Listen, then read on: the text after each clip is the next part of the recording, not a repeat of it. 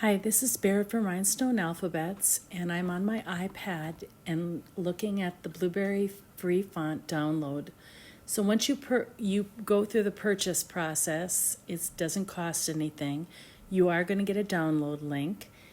And since you're on your iPad, please download it to your iPad, and it's going to come in as a zip file. So just bear with me because the zip file will open up automatically on the iPad in iFont. So the next thing I want you to make sure you have an iFont app, and that is going to be an installer of sorts for your iPad and any further fonts that you do want to install on your iPad. So the iPad is going to ask how you want to save the zip file. And we want to save it to files, and it's going to then ask what file. And I chose, you can choose wherever you want, I chose on my iPad. And I have a whole list of files on there, and one of them is going to say all fonts.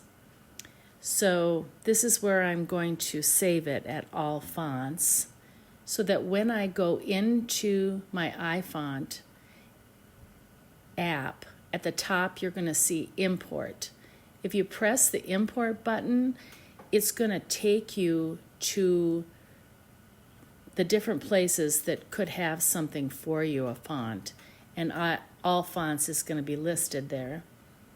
So now I opened it up on my iFont, and I see when I search, the Blueberry font is in there as a zip file.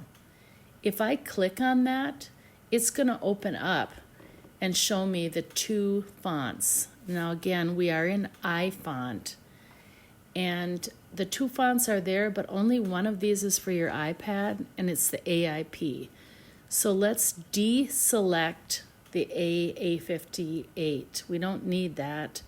We're going to unclick it, and that way then we can install just the one font, the AIP.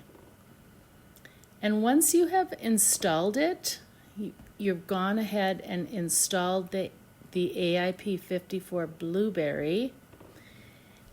It has you go through steps, allow. They want you to allow. Just keep saying you allow it. And then you're going to go to your gear setting on your computer. Open up the settings in your iPad, and you will see at the very top left, profile downloaded.